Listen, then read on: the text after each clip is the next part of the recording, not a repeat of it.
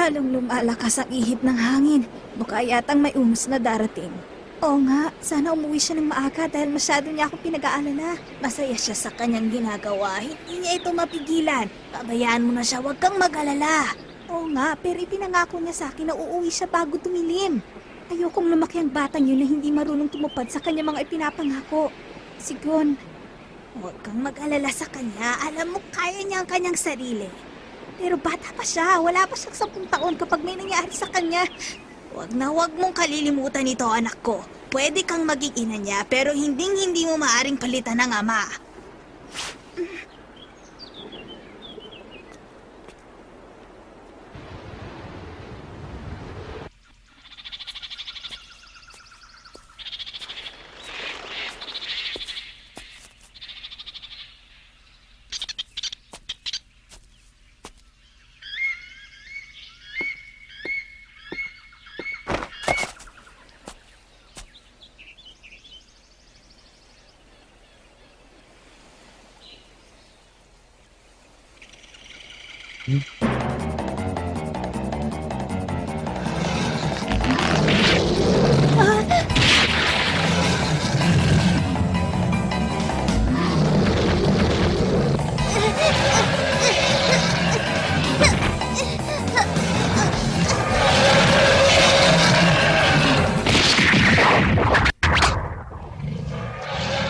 Patawad.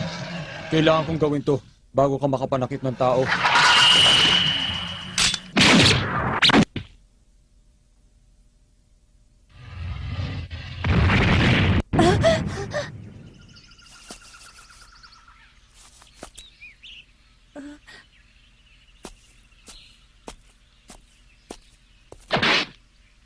Ayos ka lang ba?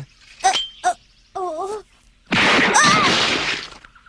Bakit ka nandito? Hindi mo ba alam na delikado dito? Tingnan mo yan. Yan ang tatak na kanya teritoryo. Kahit ang mga mababangis na hayop, umiiwas pag nakita yan. Hindi ka ba tinuruan ng tatay mo tungkol dyan? Dapat hindi ko nalang pinansin ang ingay na ginawa mo. Ngayon, para magiging kargo di konsyensya ko pa to. Wala na akong tatay. Wala na rin akong nanay. Namatay daw sila sa aksidente matapos akong ipanganak. Tiyahin ko lamang ang nag-aalaga sa akin ngayon. Pasensya na. Wag. Maraming salamat sa ginawa mo. Ha? Anong gagawin mo dyan sa maliit na oso? Ano pa ba? Ha? Mamamatay din naman siya sa gutom. Sakali mang mabuhay siya, sigurado paglaki niya, mananakit din siya ng tao. Bakit? Aalagaan ko siya. Imposible. Hindi rin siya mapapalapit sa'yo. Kahit na! Bahala ka.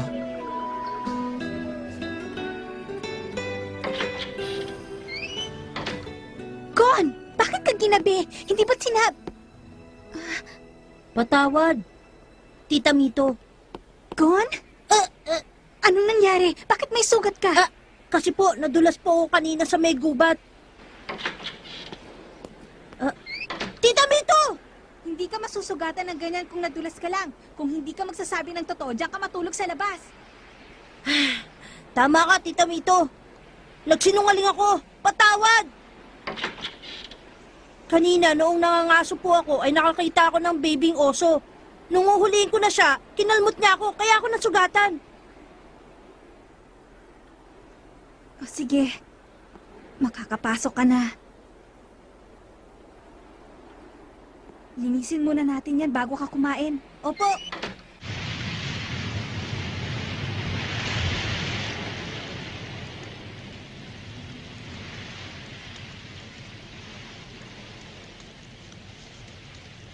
Bata, hanggang kailan ka titigil dito? Malamang matagal.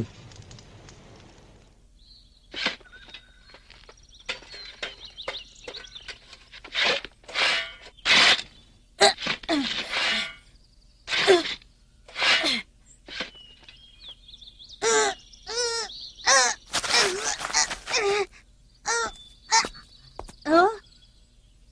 Kailangan mo pang lakasan ng pagtutulak. Sige, tulak. Ako nga pala si Kite. Isa akong hunter. Ano po yung hunter? Ang mundo ay puno ng misteryo. Ang hunter ay isang tao na naghahanap ng misteryo at ng iba pang mahalagang bagay na mahirap makamit. Teka, bakit ka pumunta dito? Hinahanap ko kasi ang aking master. Master? Oo. Sapagkat naibigay na sa akin ng aking master ang pinakahuli at pinakamahirap na pagsubok. Ang hanapin siya. Talaga? Hamak na mas mahirap yun kaysa ordinaryong panunugis. Hindi ba't sinabi mong wala namang magulang mo? Oh, May alam ka ba tungkol sa iyong ama? hindi to kinakwento sa akin ni Tita Mito eh. Anong kanyang pangalan? Jean Fricks ang pangalan ng aking ama. Gon, boy pa rin ang iyong ama. Hindi ko lang nalalaman kung nasang bahagi siya ng mundo. Ang iyong ama, na si Jean Fricks, ang aking master. Isa siyang hunter. Hunter? Oo. Siya ang pinakamagaling na hunter sa buong mundo. Ano bang sinasabi mo, Gon? Gusto ko na pong malaman ngayon ang tungkol sa aking ama. Sabihin niyo na, Tita Mito. Ang tungkol sa iyong ama, isa siyang ordinaryong tao. Siyang nagpapalaka ditong shop noon. Namatay siya bago kaisilang. Iyon lamang ang masasabi ko tungkol sa kanya. Pasensya ka na, Gon. Gusto ko lang naman maalis siya sa iyong isipan. Hindi ko kayang tapatan kung ano man ang magagawa para sa iyo ng iyong ama, pero sa palagay ko hindi pa ako nagkukulang. Salamat at nauunawaan mo ako.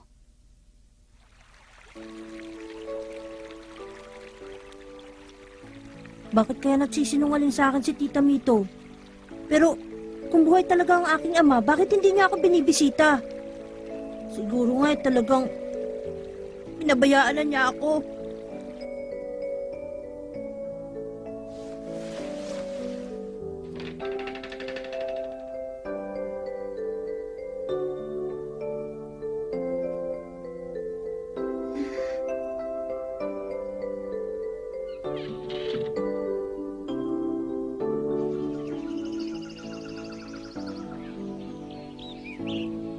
Ha?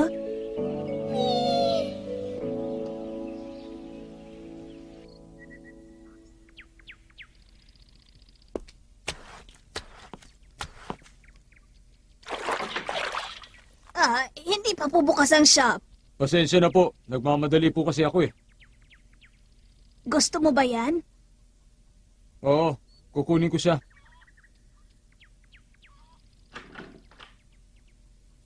Mama, patawad kung nahuli ako. Nasaan si Gon? Naku, meron ka palang customer. Pasensya, hindi kita napansin. Ayos lang. Kung tutuusin, ako dapat ang humingi ng tawad eh.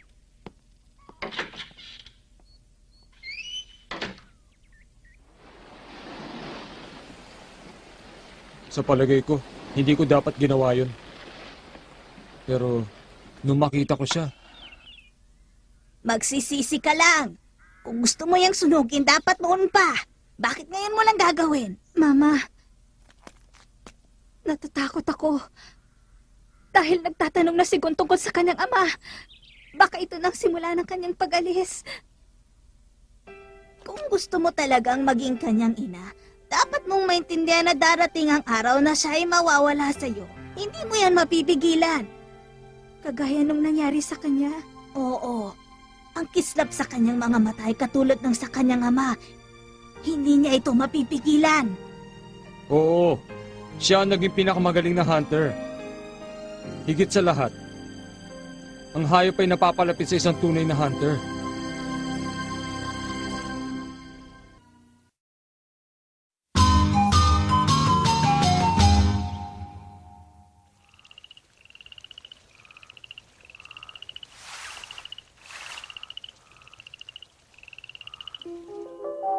Pag umabot ka na sa 12 taon, maaari ka nang kumuha ng hunter test. Bahala ka na kung anong gagawin mo bago dumating yun. Yun ay application card sa hunter test. Tita, susubukan ko ang hunter test. Pero bakit? Dahil alam ko na po ang lahat. Alam kong buhay pa ang aking ama. At siya ay isang hunter. Gusto kong maging isang hunter at mahanap ang aking ama. Sana'y maintindihan niyo ako. Makalipas ang panahon, inaasahan ko ng pagkakataong ito. Matagal ko nang alam na sasabihin niya sa iyo yan balang araw. Tita! Hindi! Hindi ka magiging hunter! Mito, intindihin mo sana siya. Mayroon lamang akong kondisyon.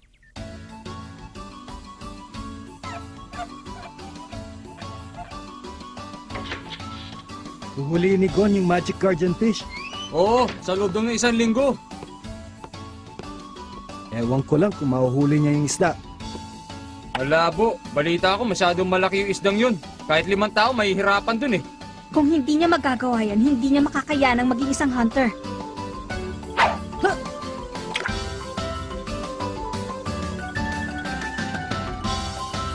Ha? Ah! Ah! Ah! Ayan na! Huli ka! Ah! Ah! Ah! Ah! Ah! Ah! Ah!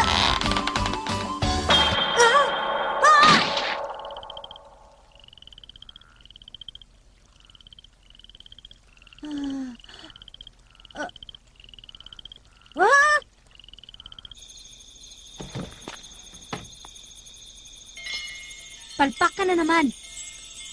Tita, pasensya na, napunit ang damit ko eh. Ba't ayaw mong tumigil? Bakit hindi ka pa sumuko? Hindi, mahuhuli ko yon. Sabi mo kapag nahuli ko yun, maaari na akong sumali sa hunter test. Magiging hunter ako. Hahanapin ko ang aking ama. Anong gagawin mo kapag nakita mo siya? Samantalang sanggol ka pa lamang ay pinabayaan ka na niya. Ah? Tama ka. Si Jin ay isang hunter. Bihirang-bihira lamang siya umuwi para bumisita. Wala namang magawa ang aking kapatid kaya palagi na lamang siyang nagmumukmok. Nahihirapan ang loob ko sa nakikita ko sa aking kapatid. Kaya naman galit na galit ako kay Jin. Galit ako sa lahat ng mga hunter. Pinabayaan niya ang kanyang pamilya, lalong-lalo na ang kanyang anak. Magiging hunter ka pa ba para hanapin ang taong yun? Pero, masyado tong mahalaga kaya kahit baliwalain pa niya ang kanyang anak. Ang pagiging hunter ay ang pagiging dakila.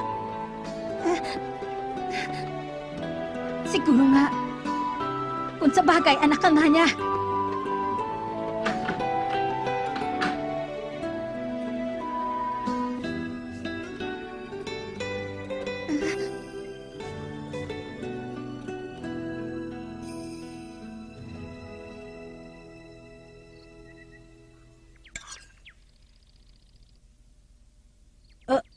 Nasaan po si tita?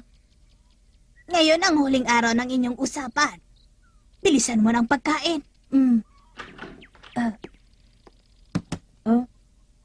Gusto kong buksan mo yan.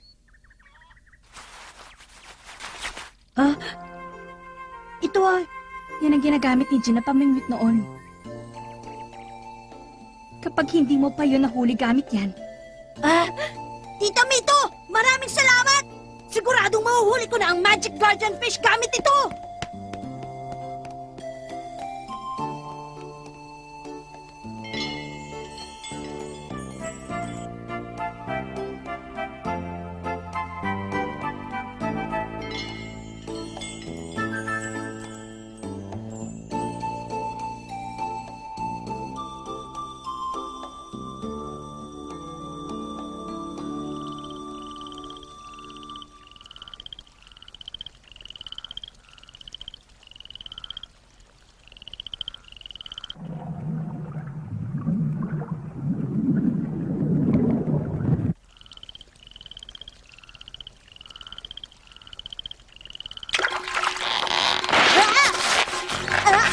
Baba!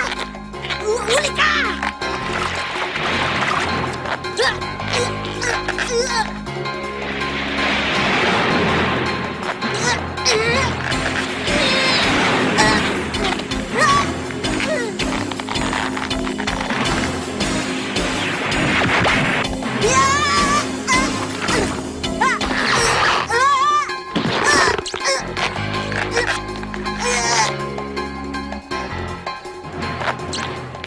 Hindi ko siya maiangat sa tubig sa ganitong paraan. Anong gagawin ko? Kung ako ang aking ama, tama! Siguradong luluwagan ng Magic Guardian Fish ang kanyang paghila. Yun ang aking tsansa. Ngayon na!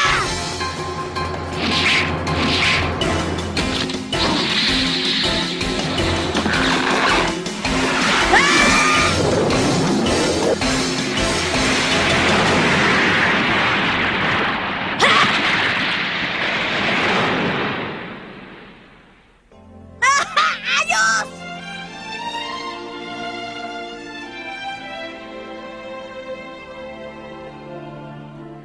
Pinangako mo, Tita Mito! Ngayon ay maaari ko nang subukan ng hunter test. Ikaw ang nagturo sa akin na tutuparin ko ang lahat ng aking mga ipinangako. Hindi ba, Tita Mito?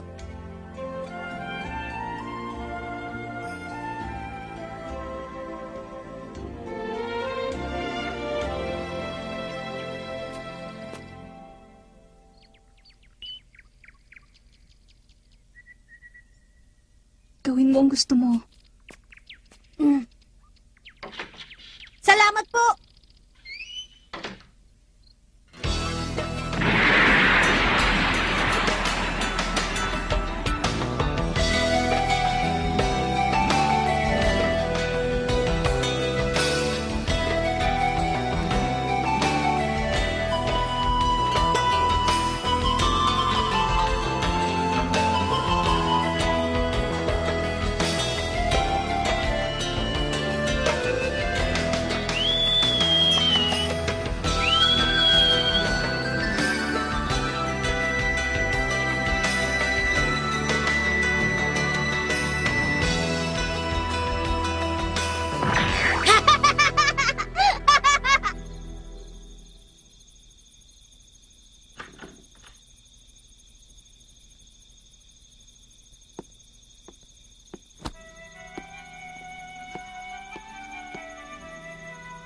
Patawarin mo ako, Gon.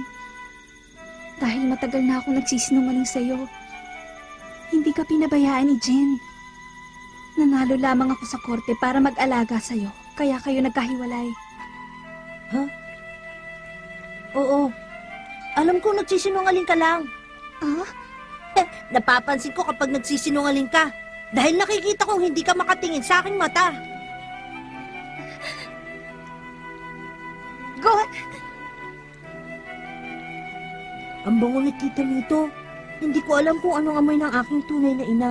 Pero kapag kapiling ko siya, para ko na rin kapiling ang aking nanay. Kaya hindi kita makakalimutan. Saan man ako magpunta, Tita Mito. Mahal na mahal kita.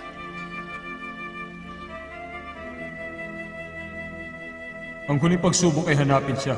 Yun ang pinakamatagal at pinakamahirap gawin. Sapagkat siya ang pinakamagaling na hunter.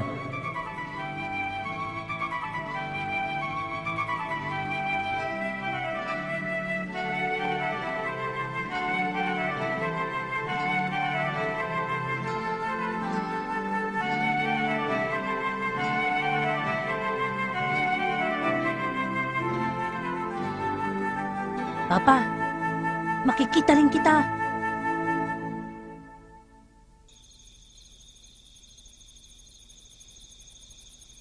Ilan pa. Hina ka naman eh.